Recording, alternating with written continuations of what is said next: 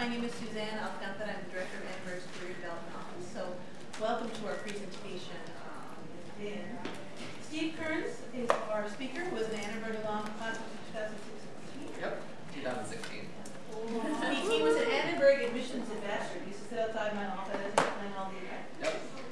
So it's really a thrill to have him back to speak to you about his role at LinkedIn, but also on how to build a good LinkedIn profile. So please join me in welcoming. Thank you guys so much. So as Suzanne said, my name is Steve Kearns. I am the social media lead at LinkedIn Sales and Marketing Solutions. So I graduated with a PR degree from Annenberg about a year and a half ago. And let me just say that it's really cool to be back as an alum.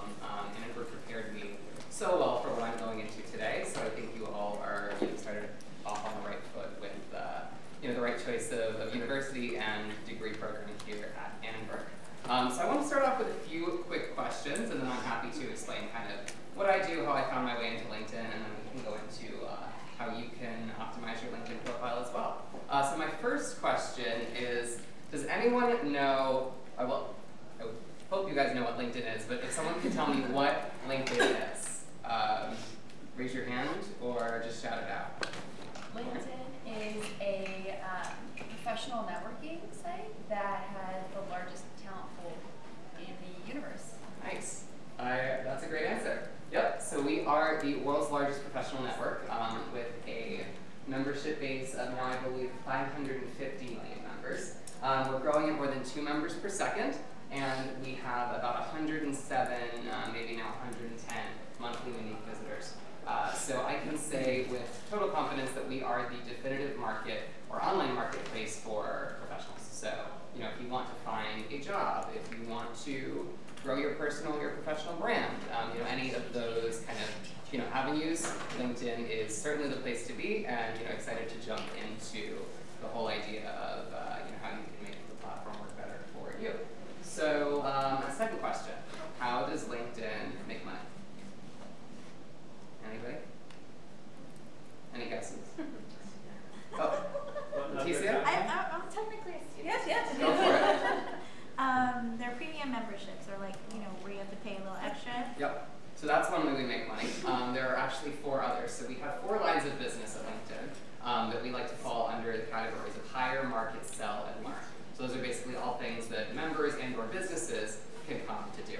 So hire, which is what we'll probably be talking about the most today, is we have a platform called LinkedIn Recruiter. Now LinkedIn Recruiter is basically the way that recruiters can go and find you on LinkedIn. So you fill out your profile, and then recruiters are going to use all of that data on the back end to help place you or other people in jobs. Then we have the sector called Market, which is the sector that I support. So that's any sort of ads you're going to see. So like if you're scrolling through your feed and you see some kind of sponsored content, or we're recently introducing video ads, which is super exciting. All those different things. So that's one way we make money. We also have our Sales Navigator platform, which is going to be kind of the same thing as LinkedIn Recruiter, but for salespeople. And then we have LinkedIn Learning, which I believe you guys all use at USC, formerly known as Live.com.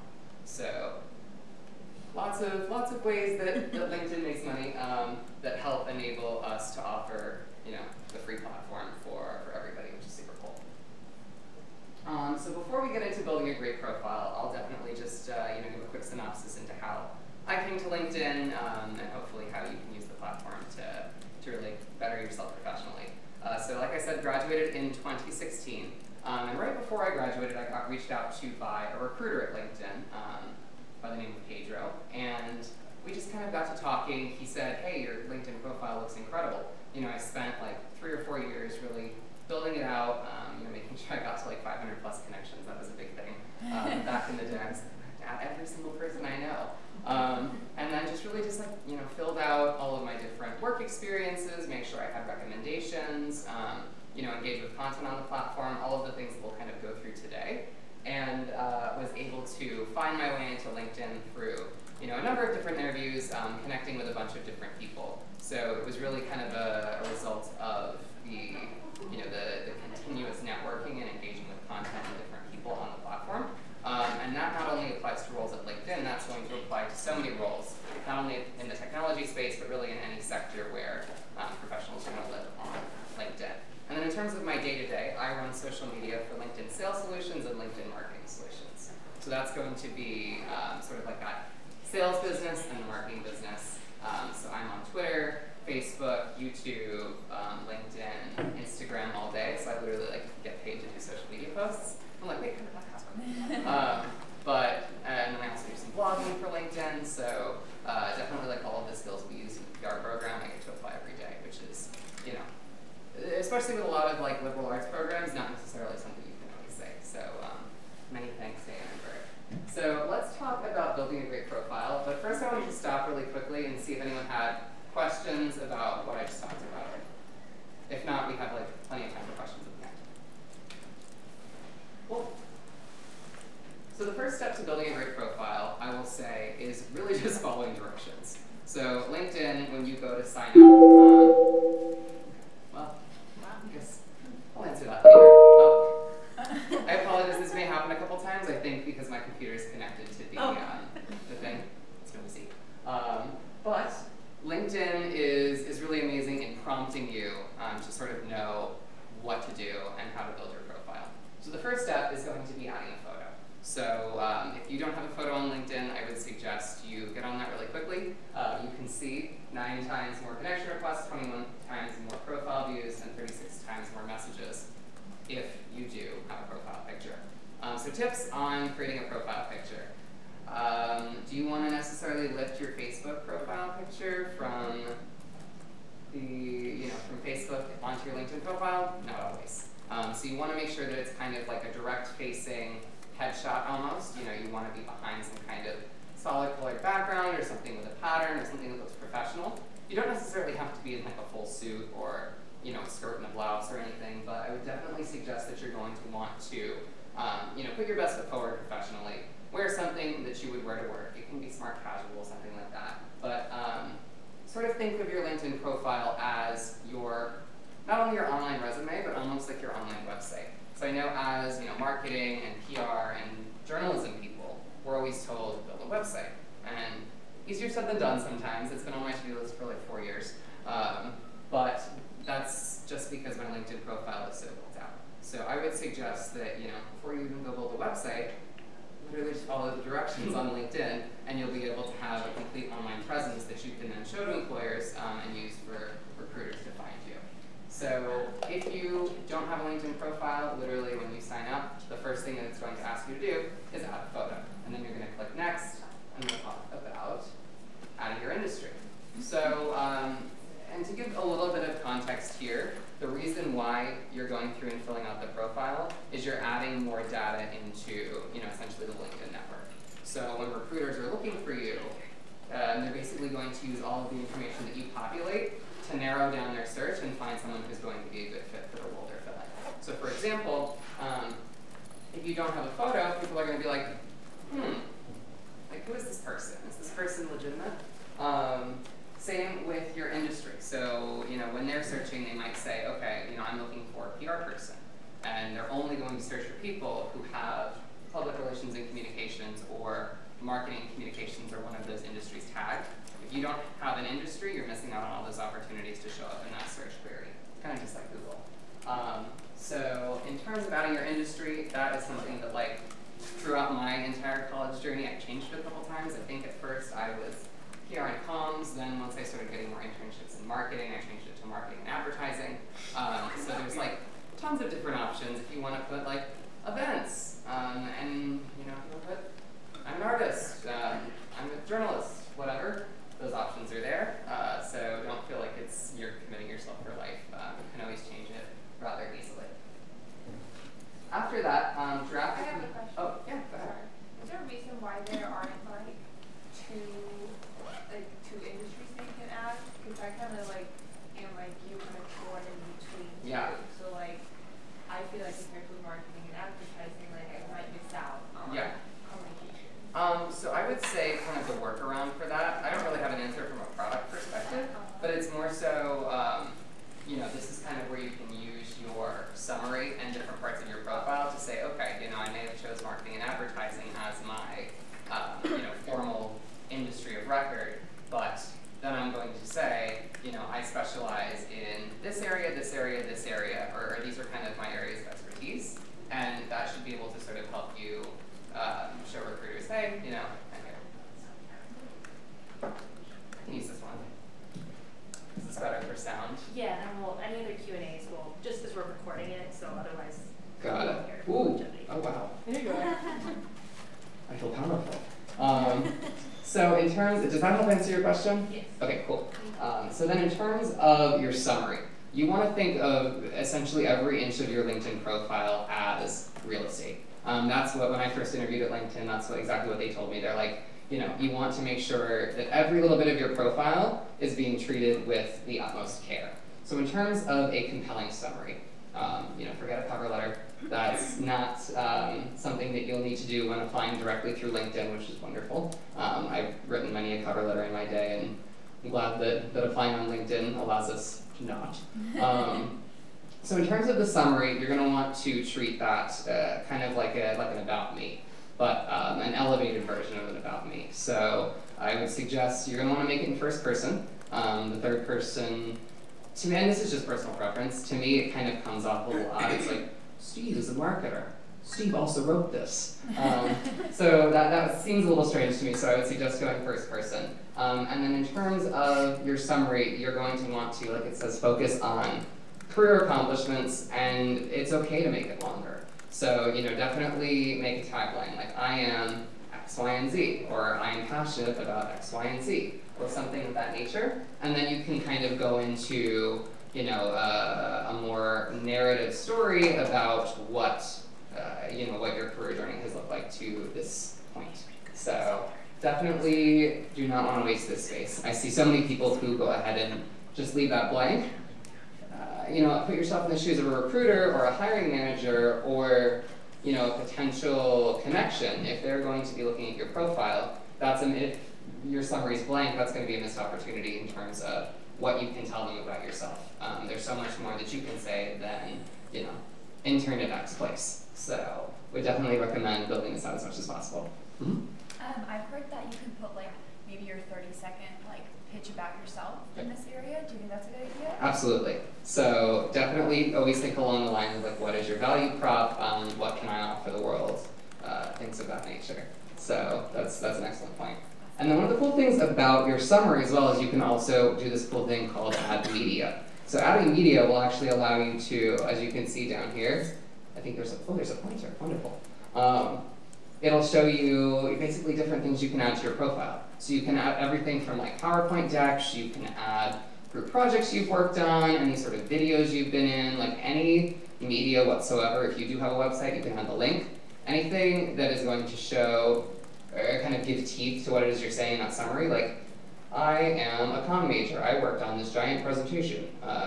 Definitely attach that to your LinkedIn profile. I think it's very important, especially when you're still in school, to kind of show that, like, you know, for lack of a better word, you're a badass. Because that's what Ann Arbor prepares us to do. You know, it prepares us to be the young communicators and journalists of the world, and we kind of have to go into jobs and really, you know, kick butt. So definitely want to demonstrate that on your LinkedIn profile.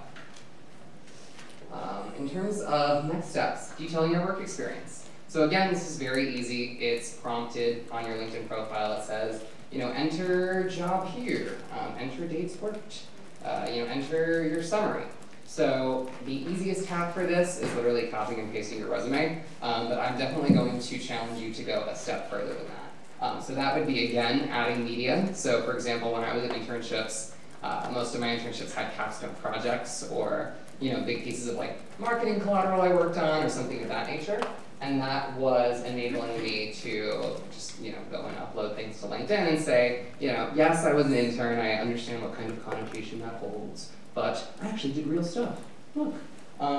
So, and then it also gives you an opportunity to fill out, again, a short summary of what it is you did at this role. So you can really look at this one of two ways. So you can either tell a story here and you can say, you know, I came to this internship via this and this. This is what I worked on. And make that kind of a paragraph format, assuming you are like gifted at writing, which hopefully all of us at Annenberg are.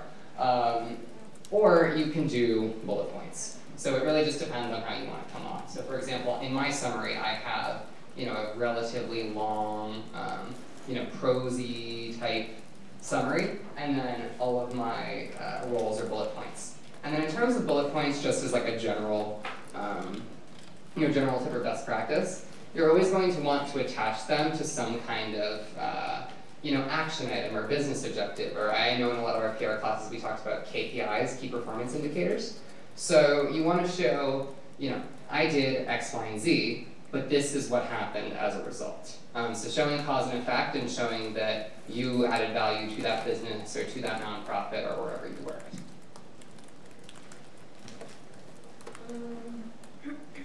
Oh, beautiful. Okay, I might have already talked about this. I'm ahead of myself. Ah, beautiful. Okay, so this is an interesting one. Skills are an interesting conversation to have, just because I know in college, like, everybody goes and they endorse each other for everything, which honestly I've done, and other people do it as well. Really, the best way to utilize skills is adding things that are going to be relevant. Again, think of it like a keyword search. So if you want to rank when recruiters are looking for marketing, social media, journalism, video, Photoshop, Illustrator, so on and so forth, add those skills. It's not going to matter as much how many people endorse you, it's just going to be the fact that they're there. Because then, recruiters will go in, they say, I'm looking for someone in the greater Los Angeles area, in PR, who has these 5 skills. And then whoever comes up in that search query, they're likely going to reach out to, or at least flag for follow-up.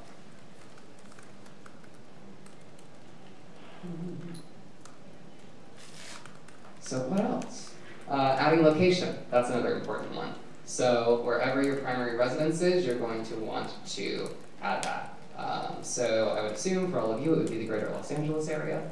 But kind of a quick hack that I do have for you guys is that when you are looking for a job in another area, it might make sense to add the, if you're looking for a job in San Francisco, change that headline to San Francisco Bay Area, because then you're going to be discoverable for opportunities in that specific area.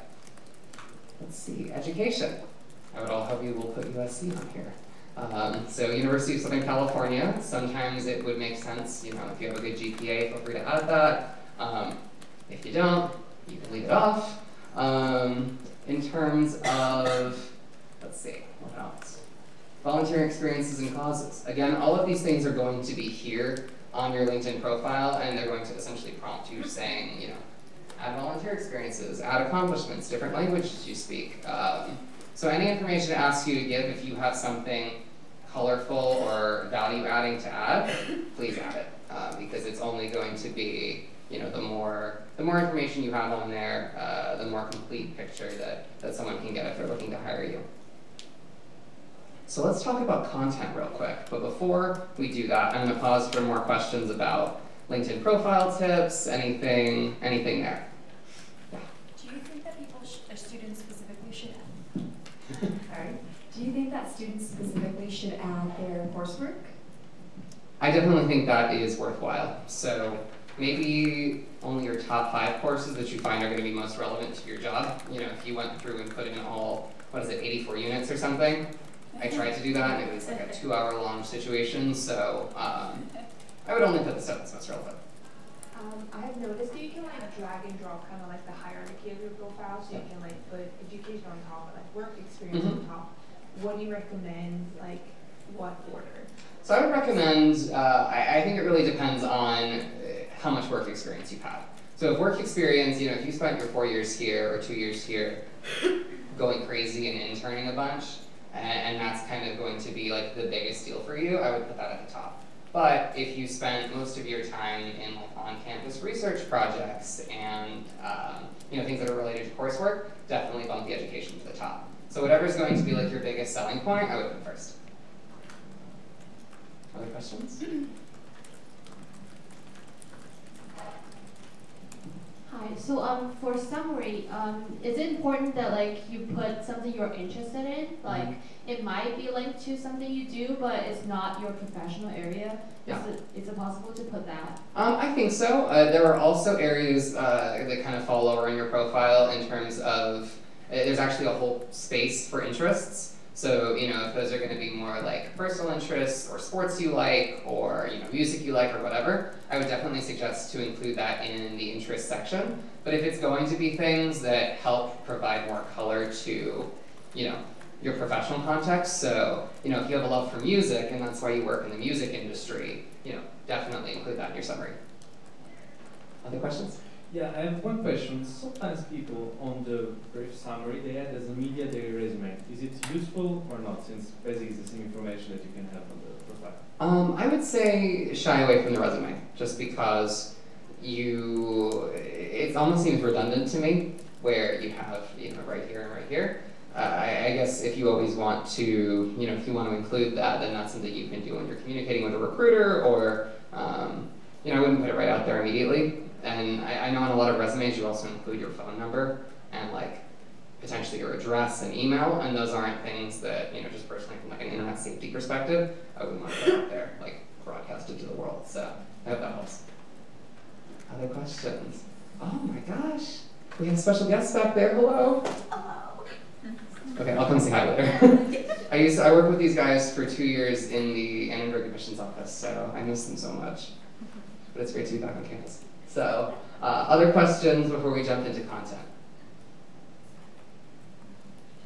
Cool.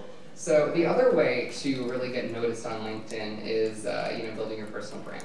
I know at Annenberg we have classes on personal branding. There's seminars on personal branding, videos, everything under the sun to kind of teach you how to market yourself online. And I'm kind of living proof here to say that that's really important.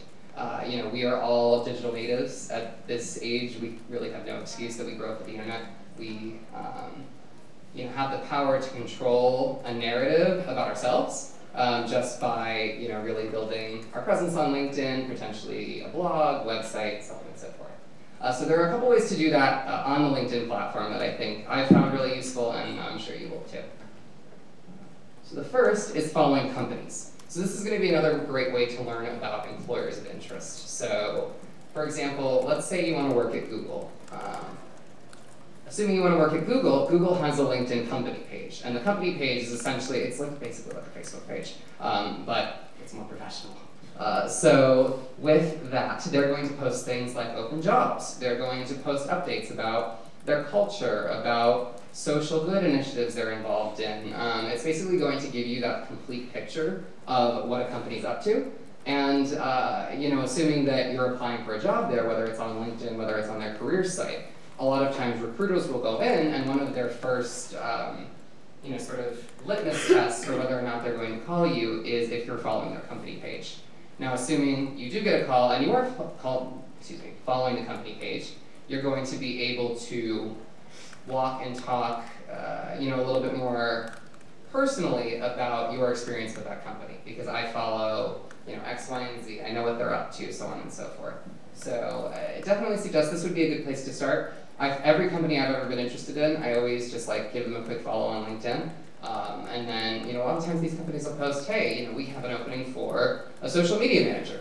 Click here to learn more. And then all of a sudden, you know, you're applying for a new job. Following influencers. So raise your hand if you follow any influencers on LinkedIn. Okay, a decent amount. So influencers are going to be your best way to really, you know, get to know thought leaders on the LinkedIn platform. So let's see, famous LinkedIn influencers: Gwen Stefani, who else? Richard Branson, Barack Obama. So a lot of really awesome individuals. And what they're going to do is they're basically going to be like the superstars of LinkedIn.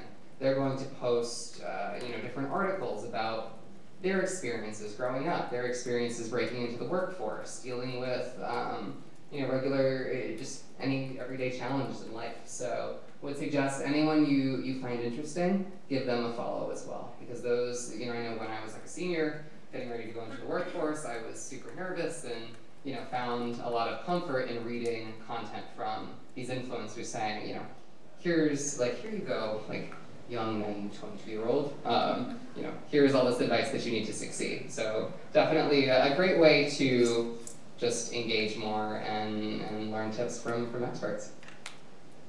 And then the third way to really kind of build out your presence on LinkedIn, and I think this is really the most effective, is building and sharing your own content. So there's two ways to do that. You can either do it through updates. So if you go to your LinkedIn feed, you have kind of a little space bar at the top that says share an update. Again, very much like Facebook. So that is where you're going to share shorter, more quick form updates on LinkedIn to say, hey, we have an opening at our company. This is a cool thing we're doing. This is someplace I volunteered. This is a project I worked on that came to fruition. So it has a little bit of a cheerleading aspect to it. We get criticized for that sometimes, but I also think it's important to say what you're up to professionally so that other people can see what you're up to and engage with it. It starts conversations about different issues in the workplace or topics professionally, so on and so forth. So that's where you can share shorter stuff. In terms of best practices there, you'll want to share images. So we find that I work in social media marketing. Every update that has an image sees a much, much higher engagement rate. People are more likely to click on it. They're more likely to comment. People like pictures. People like pretty things. So definitely include images, include links, and think about when you're posting something, what value is it going to add for that audience? So, maybe you want to shy away from like, hooray, I just got a second promotion, like, good for me. And shy toward, or really lean more toward things that are like, my team went and we accomplished this project, or our broader team launched this, or had this event, or did this community service thing. So definitely want to give people updates about what you're up to, but definitely don't want to make it terribly self-serving. And then the way to really, really build up your voice is through publishing. So I know in a journalism and comms and PR school, hopefully you all do a fair amount of writing. I know I did when I was in school. I know a lot of people maintain their own blogs, they have websites, they will produce video, all the amazing things that Annenberg students do. So in terms of publishing, you can do that all on LinkedIn. So when I was a senior, I started writing about different topics that I thought were interesting, or topics that I felt like I had some level of authority on. So, would write about things I learned in class, would write about, topics in PR, wrote about my experience interning in the entertainment business before I went to LinkedIn. So, definitely wanted to get my voice out there. And what that does is, again, when someone's looking at your profile, they're going to come back and they're going to say, oh, this person's publishing on LinkedIn, they know what they're talking about. So, that's really a way to build followers. People who aren't connected to you can even follow you. So I've been publishing more often, and I'm noticing people I don't even know in continents I've never been to are following me, and they're saying, oh, hey, like, he's interesting. Let's follow what he's up to. So you can definitely get there, too. I would suggest, as a test, just write a short blog post. Or, if you had an interesting or inspiring class, if you had, if you went to a talk in Bovard that was super interesting, do a little write-up of that. And share it with as many of your friends as you can. Share it with your professors, and that's not only going to make you feel good that you're producing content on your own, it's also going to show anyone who comes to visit your profile, hey, this person can write. This person knows what they're talking about, and it's someone to really be respected. So I see people are looking in from the back window. Am I really that interesting? Status updates. This is exactly what I talked about in terms of the box up here. There's very easy ways you can add a photo. Now we also have ways for you to add video on LinkedIn. So if any of you are like avid video producers, please, please, please post that in the LinkedIn feed.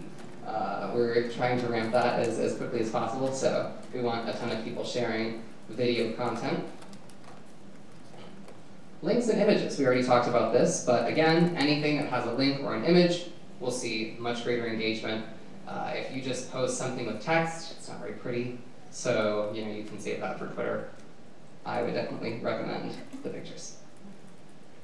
Publishing on LinkedIn. So we already talked about this, but it's kind of the great thing about LinkedIn is our publishing platform uses the network effect.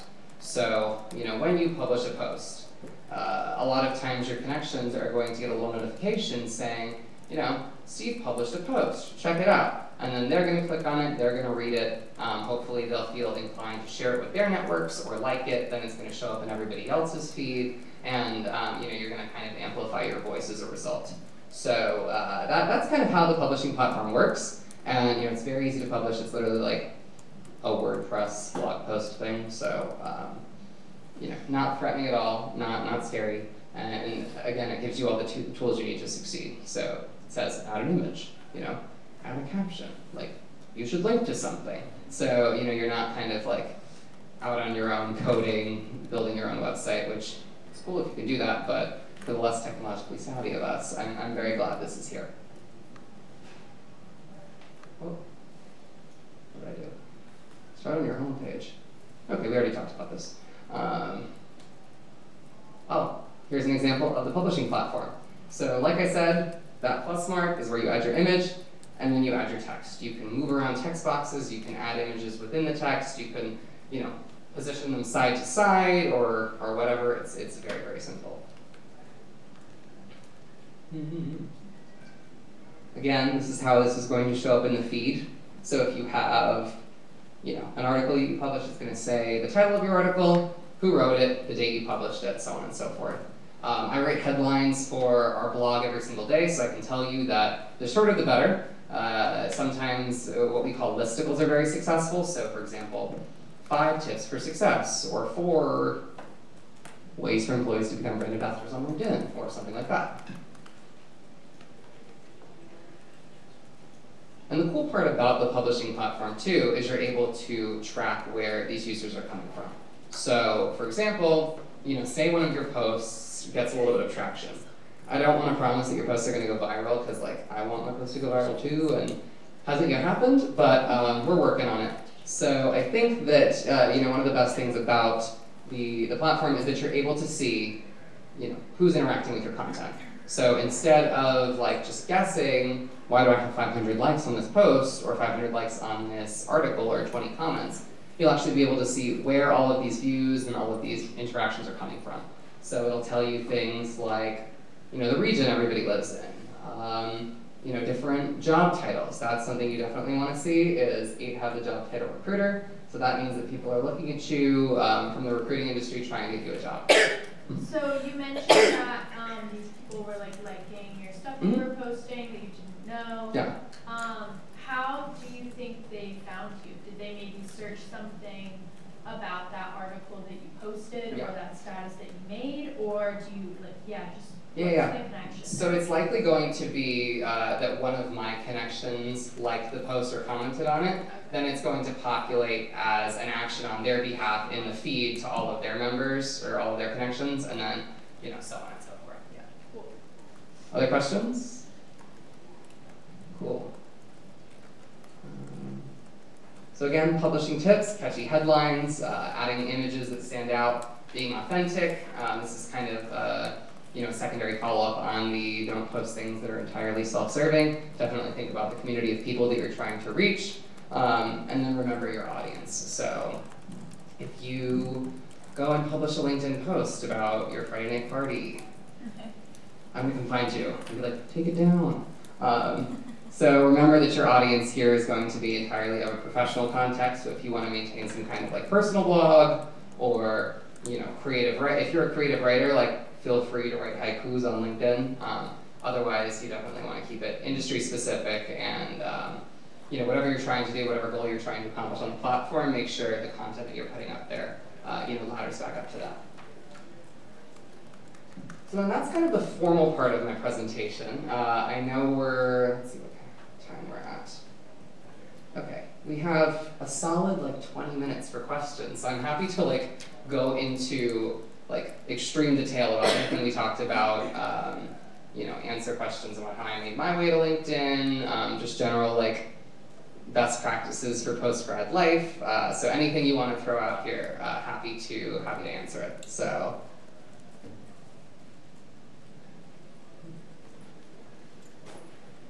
Start here, then we'll start with that. How do you suggest we reach out someone we are interested in linking? Yep, that's a great question. So one thing I will recommend, and this isn't just because I want LinkedIn to make more money, this is actually what I did. As a student, I purchased LinkedIn Premium for the 3 months that I was doing my job search. And what that enables you to do is that gives you these things called in-mail credits.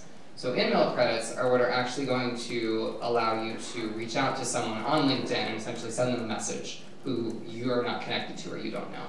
So again, we'll use the Google example. If you are really interested in Google and you see this job on LinkedIn that you want to, apply for, what I would suggest is you apply for the job first, and then you find either a recruiter who works at Google, any USD alumni who work at Google, and with the premium subscription, you're going to have a set amount of credits where you'll be able to say, okay, I don't know this person, but I want to send them a message. And then it's going to send just like a regular email. They'll get a message in their email inbox. They'll also get a message on LinkedIn. And that's kind of a more personal way to reach out and say, hey, I'm really interested in this job. By reaching out a second time, I'm showing that I'm super invested and I'm really looking to go out for the position. Does that help answer the question? Yeah. Cool. Okay, I have 2 questions. Mm-hmm. So first of all, say like you have a resource and then you stalk them on LinkedIn. Yeah. And then you found like a previous job that you're interested in. Yep. Do you reach out to them and tell them I stalked you on LinkedIn? Is it weird to look people up on LinkedIn? That's because I stalk people all the time, but I don't know if I should tell them that. Yeah. My second question is if you already have a personal website, do you feel like it's necessary to migrate into LinkedIn, or do you only give a link? Yeah. So I'll cover the first one about the stalking on LinkedIn first. It's such a great form of flattery in its basic state, but I totally understand what you mean by it being a little strange to say, hey, by the way, I stalked you on LinkedIn. I'm finding more and more now it's becoming a lot less awkward, and I think it's all about how you position it. So if you're going back to saying, if you're meeting someone for the first time who you've never met before, I think it's totally okay to say, I took a look at your LinkedIn profile and I noticed you used to work here, or you went to this school, or some sort of piece of information they've provided for you, just because it shows that you've done your homework. Just like, if employers are going to give you a homework assignment or some kind of test that you have to take before landing a job or getting an interview, it's the same exact thing. So I don't know if I would necessarily use the words like I'm watching you. But I definitely think it's okay to acknowledge the fact that you looked, as long as you have some kind of legitimate takeaway from that and saying, hey, I did my homework. And then second question, remind me what the second question was? If you have a personal website, do you migrate it onto LinkedIn, or do you just include a link when you right. look it up? So I think it's totally up to you. The easiest way to do this is in your summary, you can just add a link to the website, and assuming in the back-end code of the website, you have some kind of auto-populating image, that'll show up. It'll look super professional. If you think that a lot of the content on your website is relevant to your actual job experiences or your volunteer work or anything like that, I would say you can take some of that content and put it onto LinkedIn.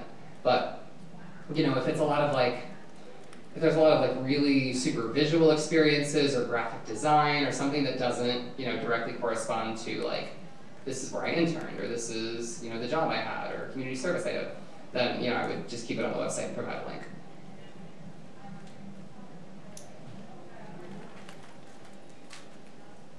Thanks.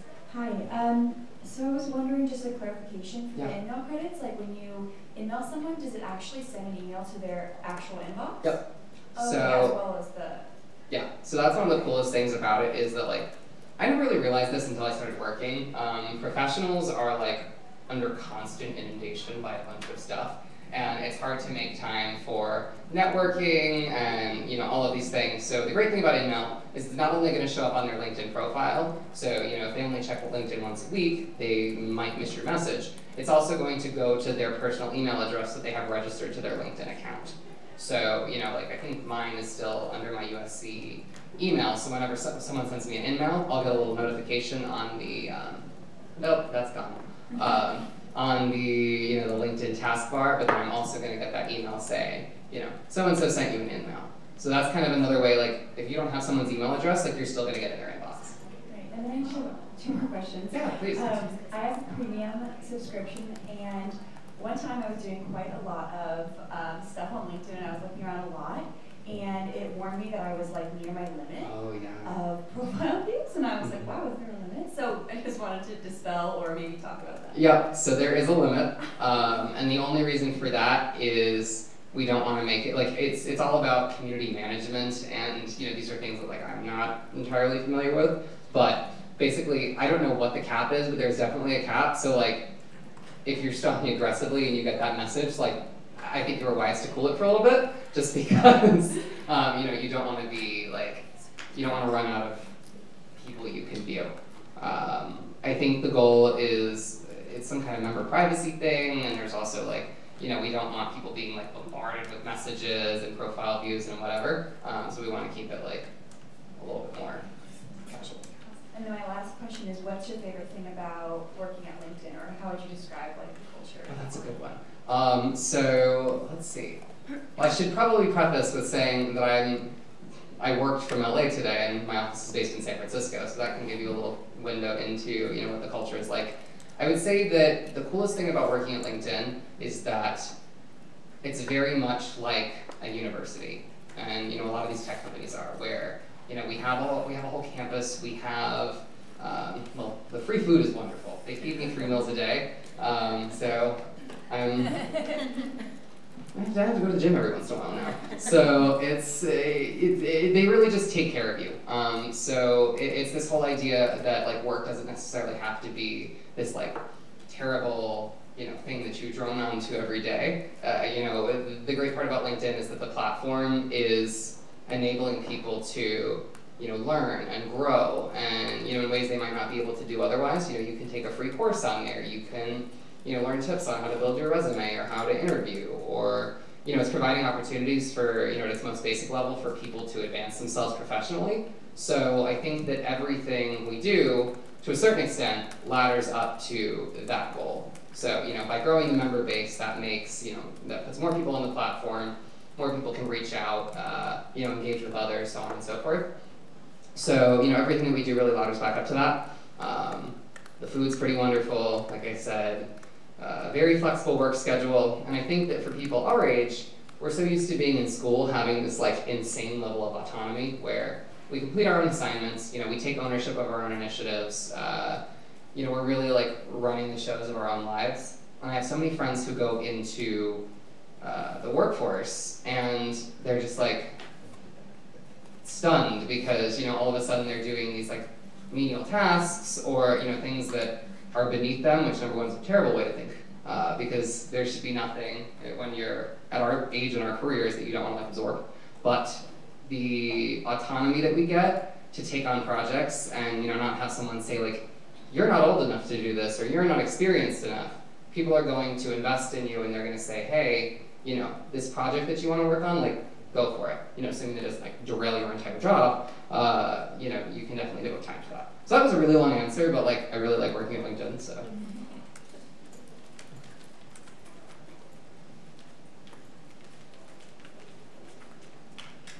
So the advice I've been given lately about, like, making connections within the specific industry I want to work in has been, like, just try to find alumni and connect with them and see what happens. Sure. Do you have any advice for, like, maybe something that you could say, like, when trying to connect to someone to make them interested or more inclined to connect with you? Because I've been just kind of going with that, I'm an undergrad, you went to USC, right, please connect with me kind of thing. I mean, I think that number one right there is pretty effective. I know we always talk about, like, the Trojan family, and, you know, when I first came here, I thought it was, like, some kind of marketing slogan, but turns out it's the real deal. So, you know, the people who I've worked with at LinkedIn who went to USC have, like, by far been my biggest advocates, and, you know, they're the ones who are gonna, like, hold my hand when I feel unsure and, you know, don't really want to go to my boss and say, like, I don't know if I can do this. But, you know, so those are the people I'll go to. But I would say that, again, the key is doing a little bit of homework. So, you know, it's not only, I'm really interested because you went to USC, I'm really interested because you went to USC.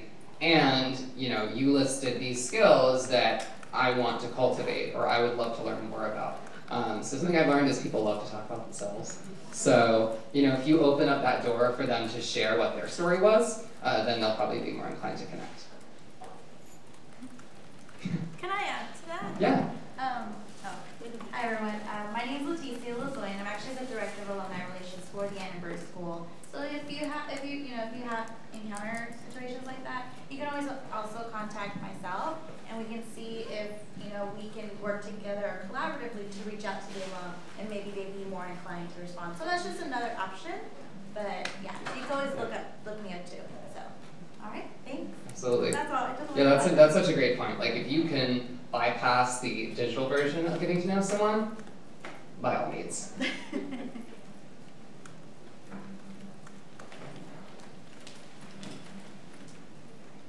Hello. Hey. So I have 2 questions. Mm-hmm. So the first one, I think you briefly mentioned Sure. it, but I have work experience, but then I also have organizations that I'm involved with on campus. So would you recommend that I add those organizations underneath like the organization tab or under my work experience? So I think it depends. And this is going to be an opinion. This isn't like an official LinkedIn statement. I think that anything that was paid or, you know, for course credit or something like where you were exchanging work for some kind of service would go under work experience. You know, if it's an extracurricular that's more of like a club, or, you know, if you're the president of a sorority or something of that nature, or a club or whatever, that would definitely fall under the, you know, volunteering or campus organizations tab, just because, you know, there's a little bit of a difference. If you were in some kind of leadership organization or you got a campus job, absolutely put it in the work experience. And then my second question is, I know you had entertainment internships, and then you shifted over to the tech industry. Yeah. So what made you make that transition, and how would you recommend that someone with entertainment experience shift over to that industry? Totally. So this is like, I'm glad you asked that question, because I love to talk about this. This is my, if I had to preach about one thing, it would be this. So when I was in the entertainment business, I started to see that the biggest players in the space were, you know, moving on to digital platforms. So Amazon and Google and Hulu and, you know, all of these essentially like pseudo tech companies were moving into the space, and they were the ones winning the awards. They were the ones with the market share. They were the ones, you know, really building their business. And the traditional studios, you know, a lot of those places were losing out just because they didn't have the resources to make that digital transformation, you know, that so many of these companies already had, because they owned the platform, they produced their own content with original series, so on and so forth.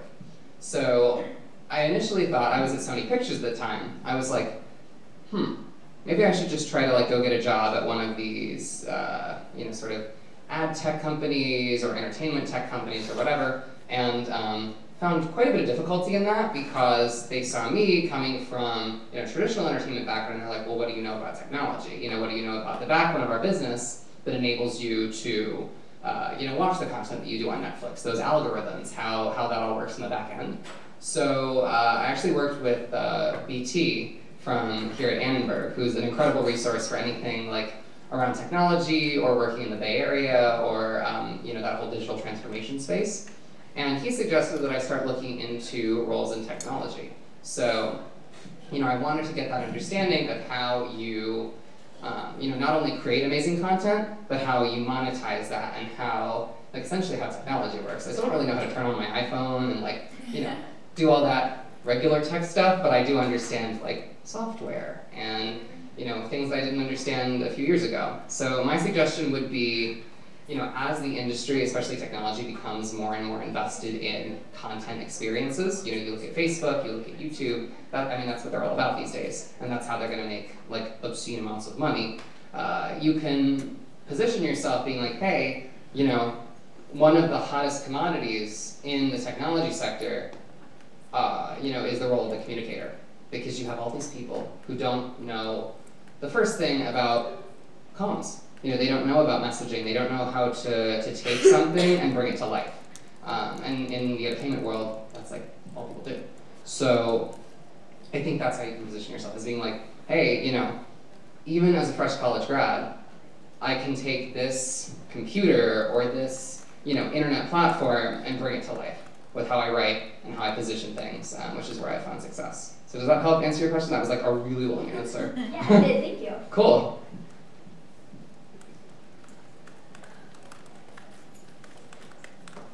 So I know you, is it on? Yeah. Okay. When you said you graduated college, you had 500 plus connections on your profile. How important is it to have that high number of connections, and who do you go about connecting with, and who looks the best to connect with? Yeah. So I wouldn't say it's like totally crucial to have 500 plus. I work with people who don't have 500 plus connections. Where it's going to help you out the most is, again, this idea of the network effect. So, you know, if someone posts about a job who, you know, maybe you met once or twice, but, you know, that job is of interest to you, there's no shame in reaching out to that person if you're connected with them. So in terms of connections, I would say, like, maybe this is a little self-serving, but I was definitely like pretty aggressive about it, where, you know, everyone I lived with in my freshman dorm in Bergkamp, I connected with them. You know, everybody I met in my classes or met at my internships, because, you know, the beauty of all of this is you never know what opportunities are going to materialize from that.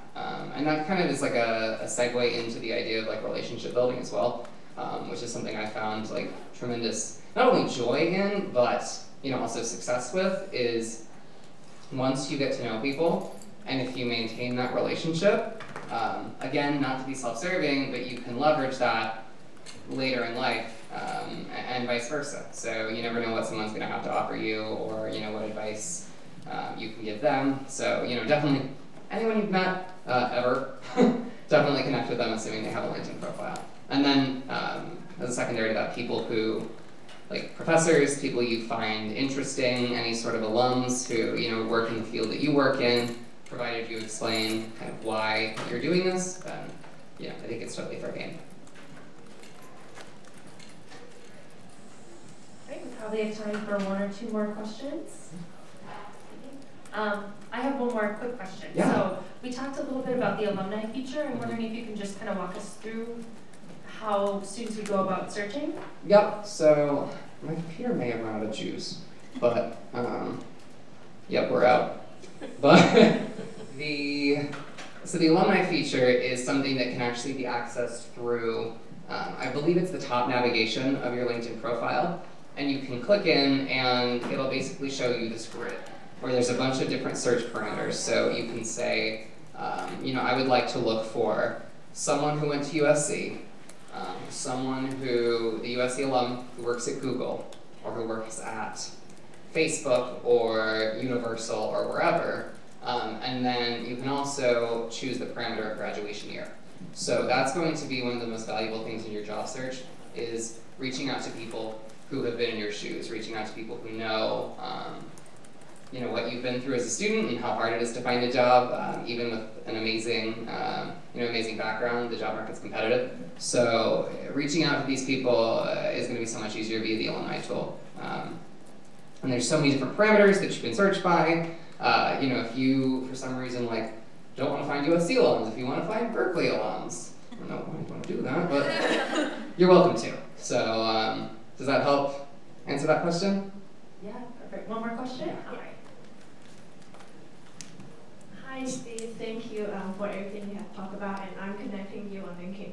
Great. Another question is more of a technical question. So I'm a Chinese student, and I create a Chinese version of my profile and an English version of it. But like later I tried to delete one of them, and like it never works. Interesting. Yeah. Like it says that like you cannot complete this deletion, like delete and then. So I would suggest, in that case, are you on Twitter? Or yeah. Okay, beautiful. So I would suggest tweeting that at we have a handle called @LinkedInHelp, and then they'll be able to like solve that on the back end for you, because I've never tried to delete a profile, but I would imagine that like our site is pretty buggy, so that doesn't sound terribly foreign to me that you have that problem. So if you go ahead and, you know, tweet at the people, they'll like DM you and you can file a ticket, and hopefully they'll get that resolved for you. But I feel your pain. Sometimes LinkedIn doesn't always work the way I want it to work either. But thank you. Yeah, absolutely. Any final questions? Sorry.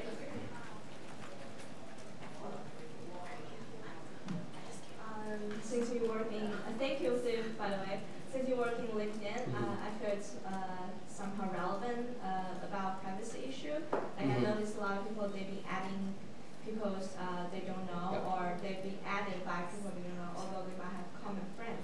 Or third relationship. Like how do we navigate that if we see strangers or even people who are in a really high position that want to add you? Sure. How do you respond? Yeah. Everything you just... Yeah, so I would say you definitely want to be selective with who you connect with. So my rule of thumb is connecting with anybody who obviously I know, or who makes a decent case to connect with me. So, you know, everybody has the option when they're sending a connection request to include, you know, hi, so-and-so, you know, I'm interested in connecting because of X, Y, Z. But, you know, sometimes I'll get random people who, you know, want to connect with me who I've never heard of and don't know anybody I know. And in that case, I would always suggest, you know, unless you have some, like, desire to connect with these people, then, you know, I would shy away from that. But as a general rule of thumb with the whole online privacy thing, like, definitely, you know, if you don't want that information publicly available, I wouldn't put it on there. Just because the internet is connected, and that's something I still need to learn, is how that all works. But there's a lot of information out there, and you definitely want to always be cognizant of what you're putting on. Yeah. So in terms of your employment or education details, let's say a specific job you had before, and how detailed you should be writing about different tasks you have done, when you have worked on projects. Yeah, that's totally cool. And I would definitely suggest doing that, because that's going to add, you know, that professional context, saying, I went to USC and I worked on all these different projects, on all these different classes, so it'll help inform what your areas of expertise are. So would definitely suggest including that. Yeah, but how much or how? Oh, like how detailed? Yeah. I see, okay. I think what I told Lauren earlier was probably like only your top 5 classes, or what you find most relevant to like what you want to do. So, you know, if you were to go in and add like every single thing, that would take way too much time and it's almost too much detail. But I'd say, you know, keep it at like very high level, top 5, top 3, you know, what someone would want to know. Think of yourself in the position of the recruiter and say, okay, you know, at what point does this become too much to read? And then just kind of cut it off. Yeah, absolutely. All right. Well, thank you so much, Steve. This has been very informative, and we're really grateful to have you here. Thank you. Okay.